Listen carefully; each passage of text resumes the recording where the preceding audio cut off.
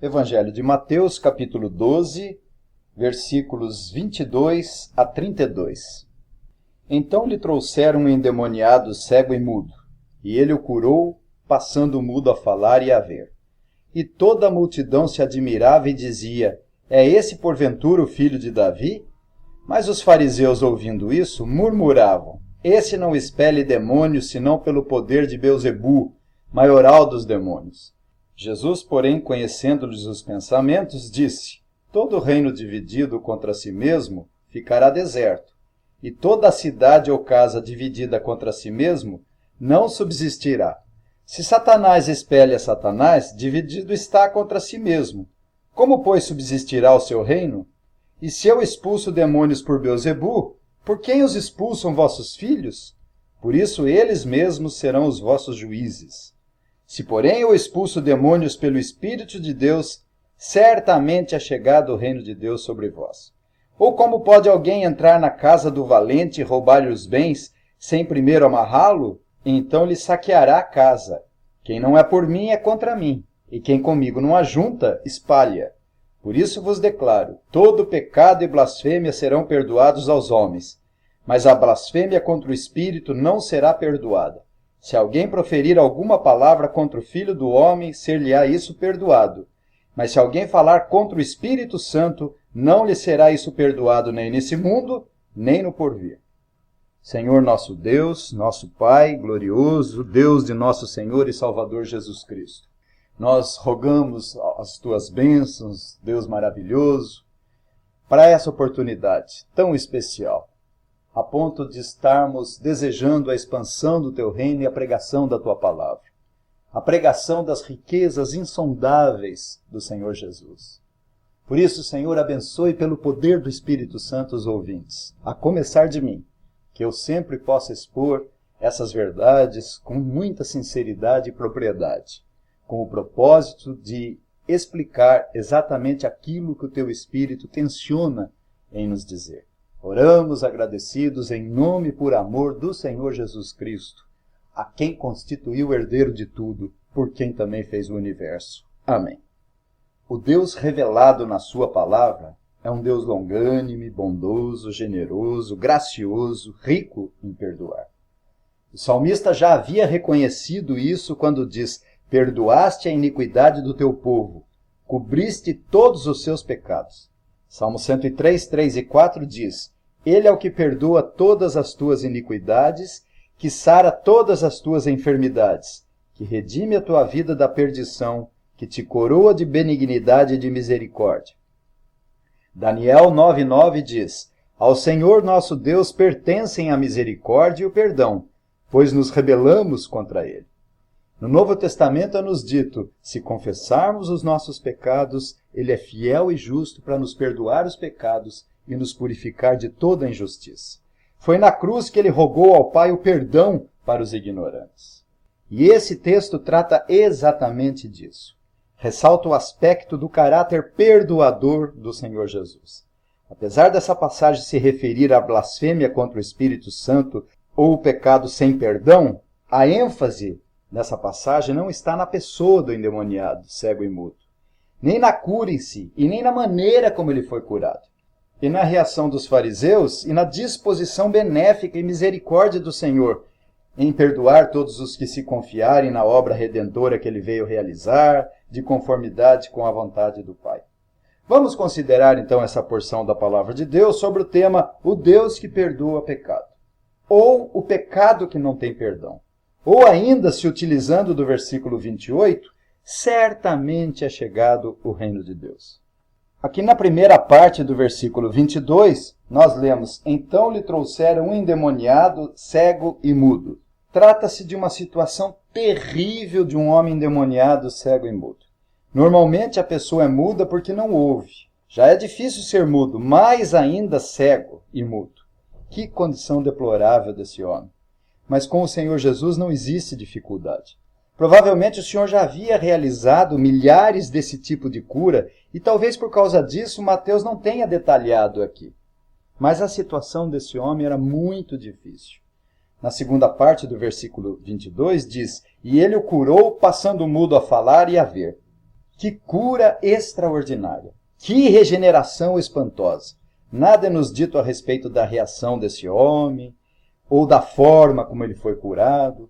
Algumas ocasiões isso nos é informado, que Jesus cuspiu e fez lodo, que Jesus tocou, mas aqui não. Por isso a ênfase dessa passagem não está na cura propriamente dita.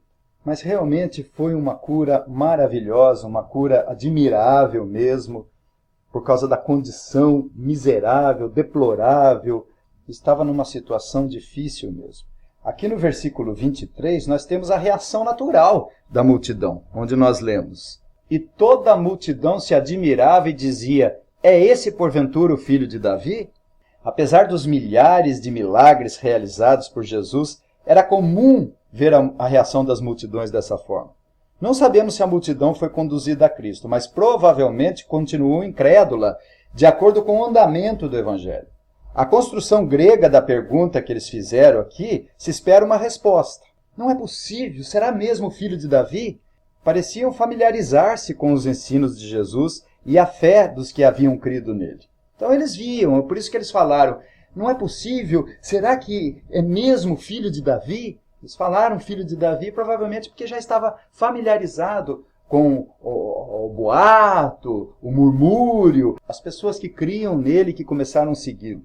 Mas no versículo 24 nós temos aqui uma conjunção coordenativa adversativa que aponta para o contrário da admiração da multidão. Nós lemos: Mas os fariseus, ouvindo isso, murmuravam: Esse não expele demônios, senão pelo poder de Beelzebu, maioral dos demônios. Mas os fariseus não aguentaram. Admitir a sugestão de que Jesus é o filho de Davi, o Messias prometido e tão aguardado pelos pais, pelos profetas, não seria possível. O Senhor contrariava as tradições judaicas tão amadas por eles. Mas negar que Jesus é o Messias poderia lhes causar problemas com a multidão. Então lhes restaram duas alternativas.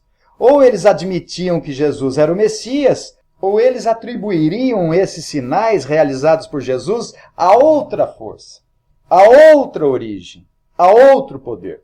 E por causa da natureza corrupta do coração deles, e apesar de presenciarem os milagres, as curas, os exorcismos feitos por Jesus, preferiram atribuir a libertação daquele miserável homem ao poder de Beelzebu, o maioral dos demônios. A aplicação imediata aqui é que o maior impedimento contra a fé salvadora no Senhor Jesus Cristo não é a evidência das curas, dos milagres, não é a evidência também dos exorcismos, mas a dureza do coração. Esse é o grande impedimento da fé salvadora. Eles não negavam a veracidade dos milagres, dos exorcismos, mas estavam mortos nos seus delitos e pecados e totalmente insensíveis para as coisas do Espírito Santo de Deus. Nos versículos 25 a 30, nós temos a resposta do Senhor Jesus àquela insinuação ímpia, iníqua mesmo. Jesus objeta a acusação dos fariseus dizendo que ela é absurda, ilógica e irracional. Satanás é ímpio, mas não é estúpido. Valer-se de um grande endemoniado para expulsar seus próprios demônios é uma quimera e incongruência. Aqui nos versículos 25 e 26, nós lemos: Jesus, porém, conhecendo-lhe os pensamentos, disse: Todo reino dividido contra si mesmo ficará deserto, e toda cidade ou casa dividida contra si mesmo não subsistirá. Se Satanás espelha a Satanás, dividido está contra si mesmo. Como, pois, subsistirá o seu reino?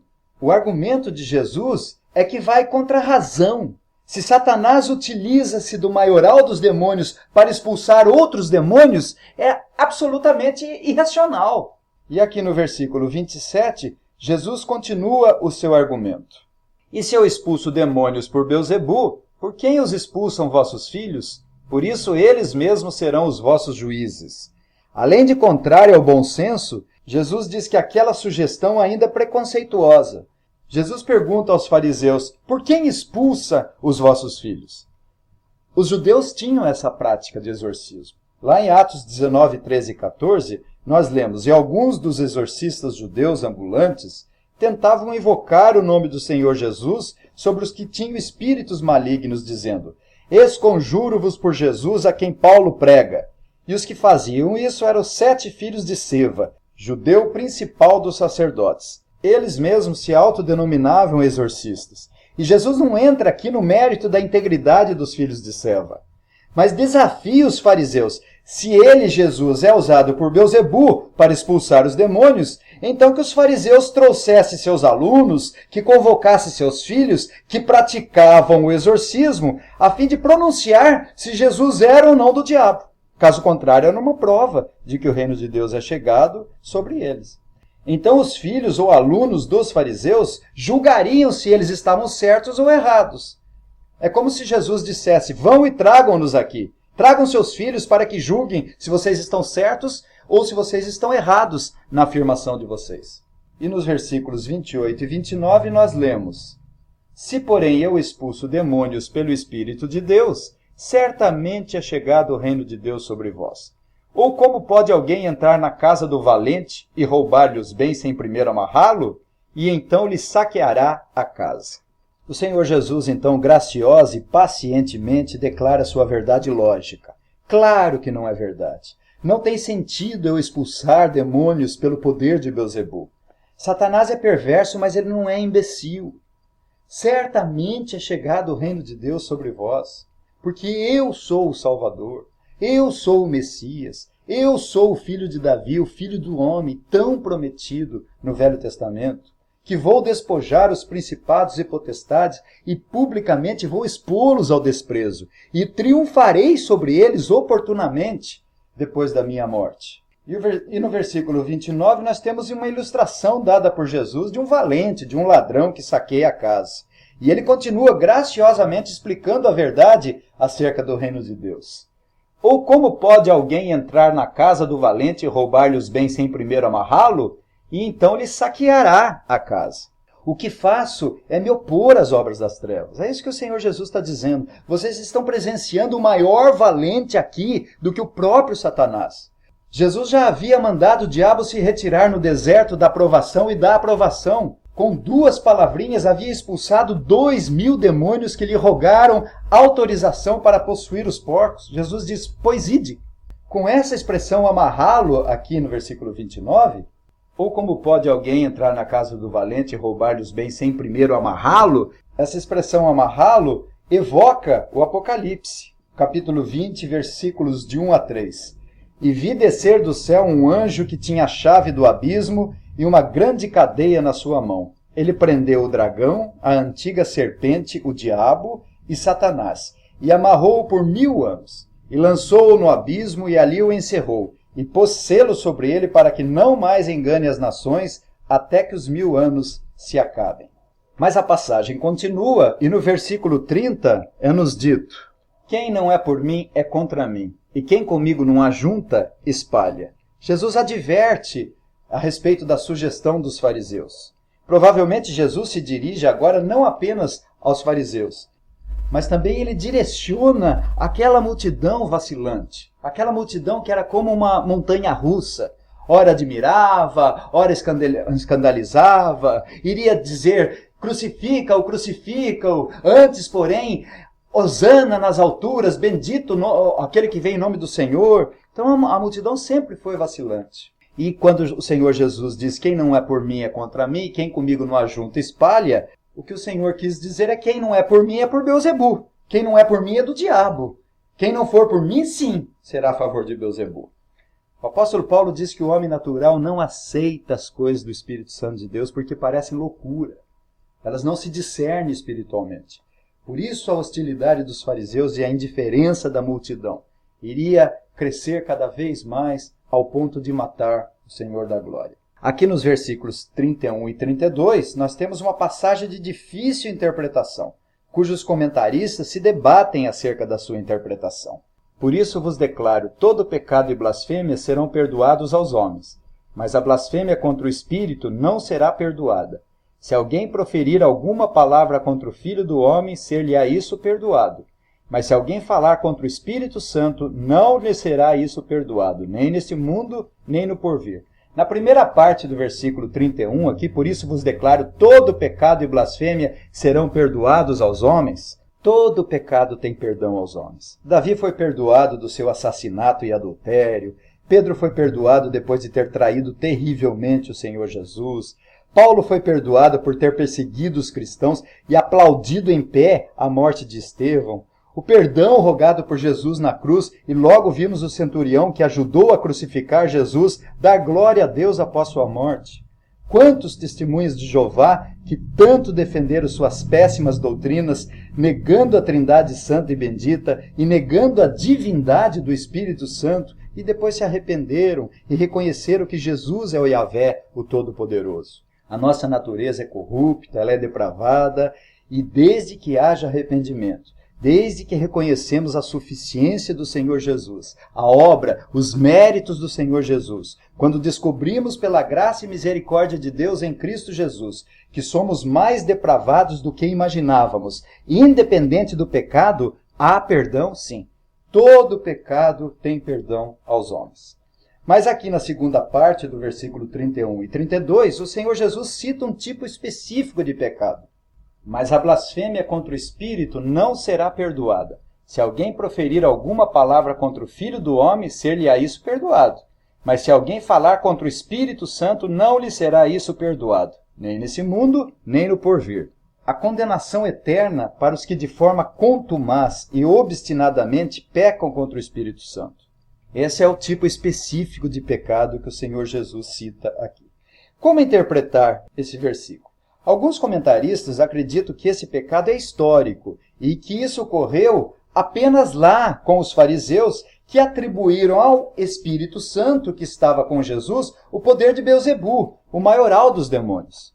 Então esse foi um pecado histórico que foi atribuído ali naquele momento com Jesus. Por exemplo, Marcos 3, 29 e 30 diz: Mas aquele que blasfemar contra o Espírito Santo não tem perdão para sempre, visto que é réu de pecado eterno. Isso porque diziam, está possesso de um espírito imundo. Então há uma ligação histórica realmente aqui em Marcos. Mas de acordo com o contexto, a crescente hostilidade e inveja da liderança de Israel, então o pecado contra o Espírito Santo é imperdoável por causa da recusa consciente, por causa da recusa determinada, definitiva, deliberada, aquela recusa teimosa da obra salvadora e iluminadora do Espírito Santo. Alguém pode perguntar, e quando eu não era crente, será que eu cometi esse pecado? Isso não é possível, de maneira nenhuma. Recusar insistentemente, definitivamente, sim.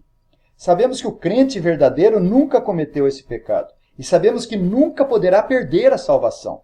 Se a perseverança dos crentes na vida cristã não dependesse única e exclusivamente da graça de Deus, todos estariam perdidos, pois nunca poderiam perseverar por eles mesmos. O mais santo da terra obedece muito pouco ao Senhor Jesus. Jesus falou que se fizermos tudo o que nos foi ordenado, ainda assim somos servos inúteis. Nenhuma condenação há mais para aqueles que estão em Cristo Jesus. Quem intentará acusação contra os eleitos de Deus, é Deus quem os justifica. Quem os condenará? Se foi Cristo quem morreu, ou antes quem ressuscitou, o qual intercede por nós. Esse pecado está em consonância com o que Hebreus 6, versículos 4 a 8 diz. É impossível, pois, que aqueles que uma vez foram iluminados e provaram o dom celestial, e se tornaram participantes do Espírito Santo, e provaram a boa palavra de Deus e os poderes do mundo vindouro, e caíram sim, é impossível outra vez renová-los para arrependimento, visto que de novo estão crucificando para si mesmos o Filho de Deus e expondo-o à ignomínia. Pois a terra que embebe a chuva que cai muitas vezes sobre ela e produz erva proveitosa para aqueles por quem é lavrada, recebe a bênção da parte de Deus. Mas se produz espinhos e abrolhos, é rejeitada e perto está da maldição. O seu fim é ser queimada. Mas de vós, ó amados, esperamos coisas melhores e que acompanham a salvação. Então o autor usa aqui as metáforas da erva e do espinho produzido na terra, lembrando a natureza humana regenerada e irregenerada. Os que nasceram de novo e os que não nasceram de novo, mas apenas frequentam o mesmo lugar dos regenerados. Apenas duas lições para a nossa vida espiritual, e a primeira é uma lição teológica. As curas, os sinais, os exorcismos tinham um propósito: evidenciar a vinda do Messias. evidenciar que Jesus era o Messias prometido, evidenciar que Jesus era o Deus homem, perfeitamente Deus, perfeitamente homem, evidenciar que o reino de Deus é chegado. Em segundo lugar, as curas tinham o propósito de ilustrar a necessidade espiritual da raça humana caída como símbolo da pureza e ausência de contaminação nos novos céus e nova terra. E, em terceiro lugar, autenticar a mensagem proferida por Jesus e seus apóstolos. A Bíblia não havia sido escrita ainda na sua totalidade, o cânon não havia sido fechado, portanto, as curas tinham esse propósito: evidenciar a vinda do Messias e o seu reino, ilustrar a necessidade espiritual da raça humana caída e autenticar a mensagem. A segunda lição, nós temos aqui uma advertência sobre a dureza do coração que gera a incredulidade. Para alguns, nenhum argumento do mundo pode penetrar no coração. Todos os milagres da Bíblia não são suficientes para revelar a verdade escrita na palavra de Deus. Alguém disse que os corações corrompidos são oficina do diabo. Tem gente que é mais inteligente, mas no coração é tão incrédulo.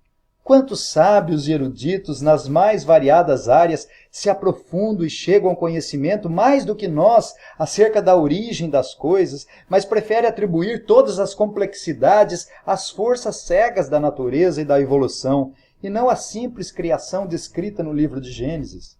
A realidade é que existe uma guerra entre o Senhor Jesus e o diabo. A guerra do dragão vermelho, a antiga serpente chamada diabo, e o Senhor Jesus e a sua igreja.